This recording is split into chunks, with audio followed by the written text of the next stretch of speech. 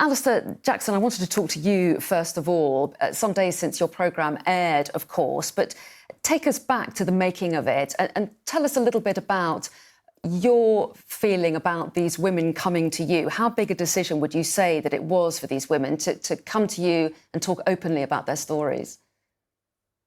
Well, of course, this investigation started some years ago with journalists at the Sunday Times first attempting to progress and build confidence in these women. We joined them about a couple of years ago, and obviously ever since then, with our brilliant colleagues at the Sunday Times and Times, one of the key things has, of course, been attempting to give these women the confidence to tell their stories, and that has been a process that's been continuing all the way through, right up into transmission and now.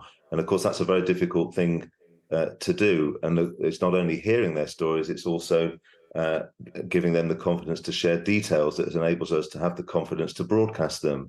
So it was a massive undertaking on the parts of the journalists that were working on the investigations, but of course, a huge step for the women themselves to allow us to broadcast their stories and their allegations. Well, yes, and some people have been asking, haven't they, why these women chose, Alistair, to talk to you and to the Times and the Sunday Times rather than the police. Is that something that you asked yourself? Would you have an answer to that? Well, of course, but we know from these stories, and we know from looking at the justice system here in this country, that the police and the courts, their record on delivering justice for people who are making these allegations is not a great one. And of course, that is one of the reasons why the women involved considered that they didn't want to go to the police, because they couldn't be entirely sure that it would be, actually run all the way through to the result that they wanted it to be. And of course, a big factor here, of course, as one of the ladies said in our film, is that this man's celebrity was another factor at the time that these incidents happened, that they were considering. How would I be listened to making allegations against a man of such prominence, of such profile, who was at that point really dominating large parts of the media? So I think that was a key factor, and of course, not just with this story, but so many others. Looking back on the history of these types of allegations, of course, Harvey Weinstein's allegations were first made through the journalistic avenue before the courts got involved. And Esella, Russellbrand has denied all the allegations. He also said, as part of his video that he put out, with that denial, he said he believed he was part of a coordinated attack. Some of his supporters are saying the fact that there was more than one media company, not just Dispatches, but also the Times and the Sunday Times, working on these allegations, showed that it was an establishment stitch-up. What would you say to those people? I think, we were very aware through the making of the programme that might be the sort of rebuttal that he would, or the course of action that he would choose to follow. I think it takes a large number of people to make a programme of that nature. It's a huge team effort. It's not possible for one organisation to make a film. So it's inevitable that there's going to be several different players within that. We were very conscious that was possibly going to be the decision that he would make to choose to launch an attack on the mainstream media. But I think it's pretty clear from the programme that we put together that the allegations were of such a nature that those two things have to be separated. And Esella, the contact details were put out in full at the end of the documentary, weren't they? So what's the reaction been since it's airing, and have other people come forward to you since it went out?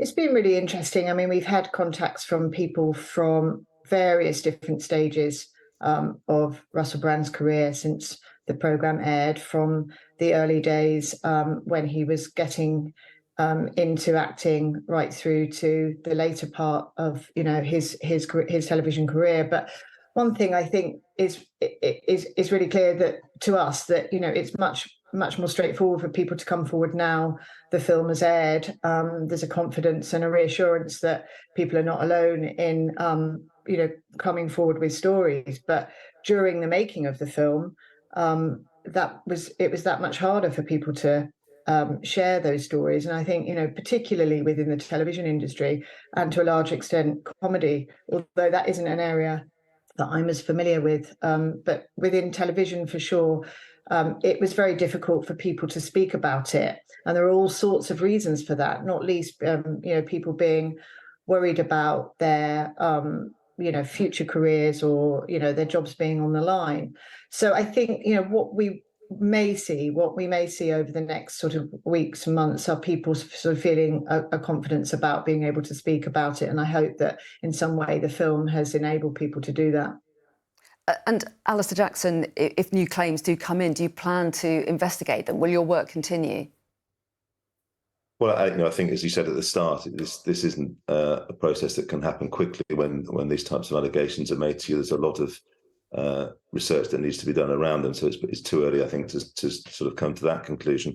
I mean, just to pick up on Esella's point, I think one of the things that's important since the film has been broadcast only yesterday, we see this allegation being made of an allegation in the BBC's LA studios or in the surroundings of that. According to that report, the BBC were informed about that in 2019. I think it's important to remember that we offered the BBC an opportunity to look and see if there'd been any complaints.